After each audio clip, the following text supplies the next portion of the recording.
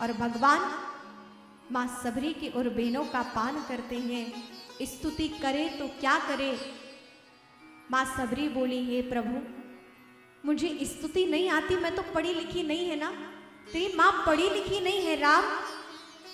भगवान बोले, माँ तू पढ़ी लिखी नहीं है, पर तेरा ये पुत्र तो पढ़ा लिखा है ना। तेरा पुत्र राम तो गुरुकुल गया है। अरे तू स्तुति नहीं कर सकती है ना, पर मैं तो अपनी माँ की स्तुति कर सकता हूँ ना। मैं तो पढ़ा लिखा हूँ ना।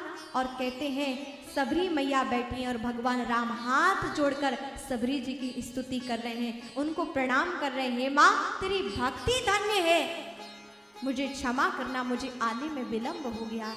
भगवान ने माँ के साथ बहुत सा समय यहाँ व्यतीत किया है, माँ को प्रणाम किया है। आगे सबरी जी को नवदा भक्ति का भगवान ने उपदेश किया है, नवदा भक्ति प्रदान की है। और सबरी जी कहती, हे राम आपके दर्शन से मेरा जीवन धन्य हो गया है। अब मैं तो आपके दर्शन की प्रतीक्षा में थी। अभी तो मेरे गुरुदेव जब से ब्रह्मलीन हुए हैं, तो मैं भी चाहती हूँ कि मुझे अपने गुरुदेव की शरणागति मिले, अपने गुरुदेव के चरणों में स्थान पाऊं। और मां सबरी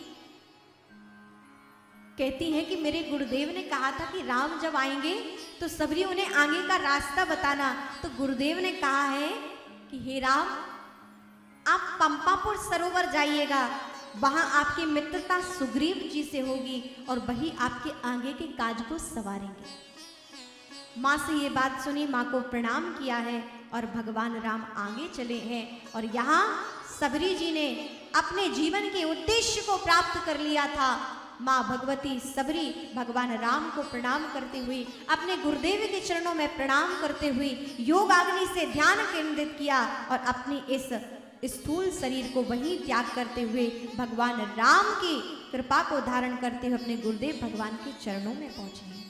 बोलिए भक्तवत्सल भगवान की, सबरी मैया की जय।